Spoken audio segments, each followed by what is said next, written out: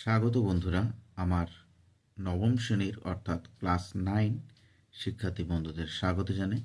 আজকে আমি উপস্থিত হয়েছি তোমাদের বাংলা বিষয়ের অর্থাৎ ব্যাকরণের যে ধ্বনি ও ধ্বনি পরিবর্তন যে বিষয়টি আছে, তোমাদের যে প্রথম পর্যায়ক্রমিক যে মূল্যায়ন এপ্রিল মাসে হবে, তো শেষ মুহূর্তে তোমরা কোন কোন প্রশ্নগুলো, যেগুলো প্রশ্নমান 1, তার সাজেশান নিয়ে, চূড়ান্ত সাজেশান নিয়ে আমি উপস্থিত হয়েছি। তোমরা শেষ পর্যন্ত ভিডিওটি দেখো। প্রথম যে প্রশ্নটা তোমরা দেখবে অবশ্যই বন্ধুরা, সেটা হচ্ছে বিপ্রকর্ষ কাকে বলে। বিপ্রকর্ষ কথাটির অর্থ হচ্ছে, দেখো, বিগত হয়েছে আকর্ষণ যার। উত্তরটা লিখে দিয়েছি তোমাদের জন্য। অর্থাৎ ধ্বনি পরিবর্তনের যে প্রক্রিয়ায় শব্দ মধ্যস্থিত যুক্ত ব্যঞ্জনের মাঝে স্বরধ্বনি এনে যুক্ত ব্যঞ্জন দুটির আকর্ষণ দূর করা হয়, তাকে বিপ্রকর্ষ বলে। তাকে কি বলা হয়? বিপ্রকর্ষ বলে। যেমন দর্শন থেকে দর্শন। একটু ভালো করে দিয়ে নাও, তোমরা দরকার হলে স্ক্রিনশট নিয়ে রেখে দিতে পারো। প্রশ্নগুলি খুব বাছাইকৃত এবং সিলেক্টিভ। নিশ্চিত তোমরা পরীক্ষায় কমন পেতে চলেছো, কোনো না কোনো স্কুলেতে আসবেই প্রশ্নগুলো। ব্যঞ্জন দ্বিত্বের উদাহরণ, একটি উদাহরণ চাইবে। উদাহরণটি কোনটা দেবে? পাকা থেকে পাক্কা। 3 নম্বর প্রশ্ন, অপিনিহিতি কাকে বলে বা কি? ভিভিআই। উত্তরটা লিখবে এভাবে: কোনো শব্দের দ্বিতীয় অক্ষরের ব্যঞ্জনের পর হ্রস্ব ই, হ্রস্ব উ ধ্বনি থাকলে হ্রস্ব ই বা উ ধ্বনিটিকে নির্দিষ্ট স্থানের পূর্বে উচ্চারণ করার রীতিকে অপিনিহিতি বলে। একটু তুলে ধরলাম, স্ক্রিনশট নিয়ে নেবে। চলে যাচ্ছি 4 নম্বর প্রশ্ন, মৌলিক স্বরধ্বনি কি? ভিভিআই এর প্রকারভেদ।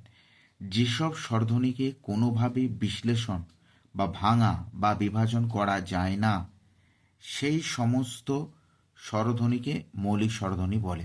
মৌলিক স্বরধ্বনি 7টি তোমরা জানো: পশ্চাৎ, সম্মুখ, উচ্চ, নিচ্চ স্বরধ্বনি। এইগুলো কী কী সেগুলো একটু দেখে নাও। উদাহরণগুলো দিতে পারে: অ, আ, ই, এ, ও, উ, এ, এগুলো একটু দেখে নিও। চলে যাচ্ছি আমরা 5 নম্বর প্রশ্ন, স্বরভক্তি। ভিভিআই স্বরভক্তি। স্বর মানে এখানে কি বোঝাচ্ছে? স্বরধ্বনিকে বোঝাচ্ছে। আর ভক্তি কথাটা হচ্ছে মানে ভাগ, মানে বিভাজন। তাহলে এক কথা কি হলো? স্বরধ্বনি দ্বারা বিভাজন।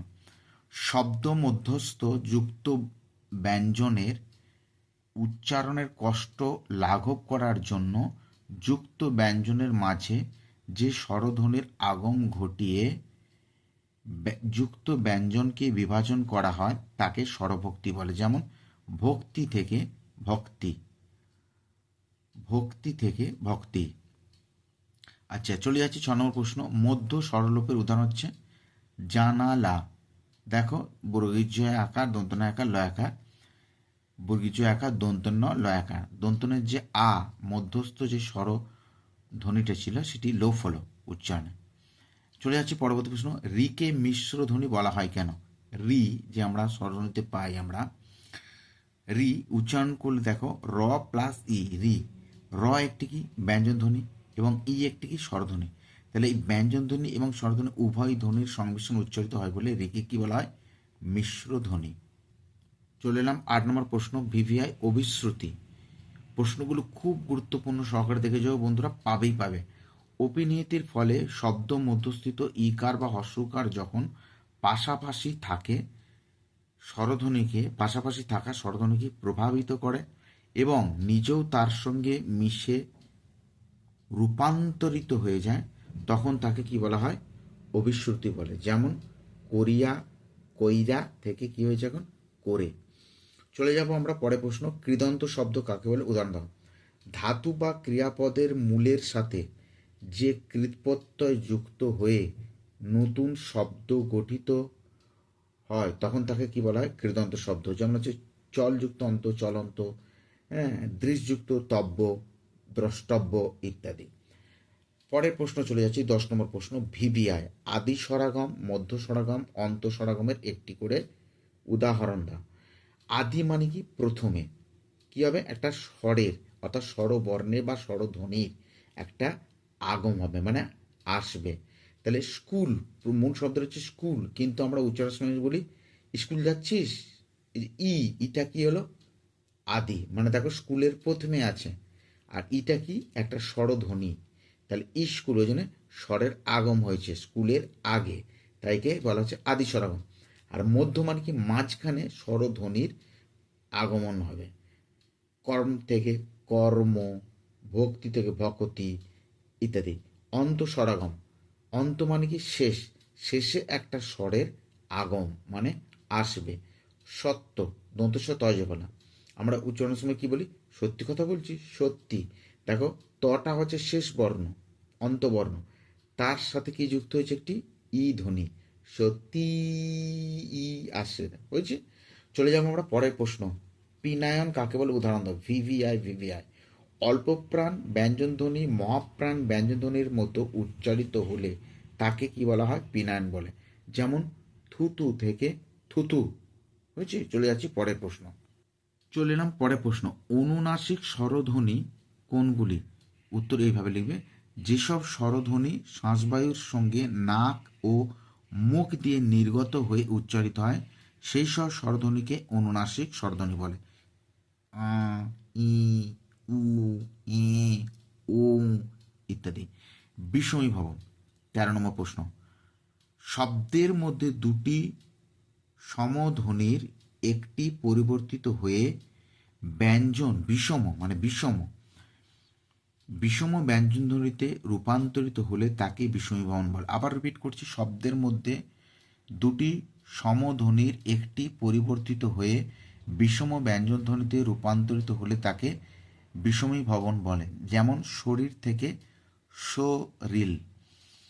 14, শঙ্খ থেকে শাঁখ কোন ধ্বনি পরিবর্তন হচ্ছে? শঙ্খ থেকে ওয়াটা কিন্তু নাসিক্য ভাবটা পরিত্যাগ করছে, হ্যাঁ, তাই শাঁখ কি হচ্ছে, নাসিক্য ভবন এসেছে এখানে। কোন ধ্বনি ভবন? নাসিক্যী ভবন, নাসিক্যী ভবন। আচ্ছা, রত্ন থেকে আমরা রতন, কোন ধ্বনি পরিবর্তন হচ্ছে? স্বরভক্তি বা বিপ্রকর্ষ। এগুলো একটু মনে রাখবে, বা মধ্য স্বরাগম হয় একটা। চলে যাচ্ছি 16 নম্বর প্রশ্ন। সংবৃত স্বরধ্বনি, উত্তর কীভাবে লিখবে? যে স্বরধ্বনি উচ্চারণে ঠোঁট কম খোলা থাকে তাকে সংবৃত স্বরধ্বনি বলে। যেমন ই, উ, ঠোঁটটা আমাদের দেখো বেশি খুলতে হচ্ছে না বা প্রসারিত করতে হচ্ছে না। 17 নম্বর প্রশ্ন। আদি স্বরলোপ, মধ্য স্বরলোপ, অন্ত স্বরলোপের উদাহরণ দাও। আদি মানে প্রথমে একটা স্বরধ্বনির লোপ হবে, যেমন হচ্ছে উদ্ধার, বানানটা দেখো হর্ষ দয় দয় আকার র, উদ্ধারে দেখো হর্ষ উটা কি, আদি স্বর। যখন আমরা বলি কি উদ্ধারে কি হয়েছে, ধার। অলাবু থেকে কি হয়েছে এখন, লাও, অয়ের লোপ হয়েছে, আদি স্বরগুলো দেখো লোপ হয়েছে, উদ্ধারের হর্ষ উ লোপ হয়েছে, অলাপুর কি হয়েছে, অয়ের লোপ হয়েছে। তাই লোপ হচ্ছে বলে আদির বা প্রথম স্বরটির লোপ হচ্ছে বলে তার নাম হচ্ছে কি আদি স্বরলোপ। মধ্য মানে মাঝের স্বরের লোপ হবে। জানালা, এর আগেই বললাম কি হলো, জানলা, দন্তনের যে আকারটা সেটা মধ্য থেকে লোপ হয়েছে। অন্ত মানে শেষে, রাতি থেকে আমরা কি বলি, রাত, তয় হর্ষ ইকারটা মানে অন্তে যে তয়ের সঙ্গে হর্ষ কেটেছিল সেটা লোপ হয়েছে। চলে যাচ্ছে 18 নম্বর প্রশ্ন, শেষ প্রশ্ন। এই 18টি প্রশ্ন দিয়ে গেলে তোমরা প্রথম পর্যায়ক্রমিক মূল্যায়নে ধ্বনি পরিবর্তন থেকে একটা নিশ্চিত কমন পাবে বন্ধুরা। অন্তস্থ শ্রুতি এবং হশ্রুতি উদাহরণ দাও। অন্তস্থ শ্রুতি হচ্ছে মা প্লাস এর, মায়ের। হশ্রুতি হচ্ছে ভায়োলা থেকে বেআলা থেকে বেহালা, দেখো হশ্রুতির আগমন হয়েছে। তাহলে এই কটা প্রশ্ন একটু তোমরা দেখে যাও, শেষ মুহূর্তে নিশ্চিত কমন পাবে বন্ধুরা। ভালো করে মুখস্থ করো। ভালো থাকো, সুস্থ থাকো, ধন্যবাদ।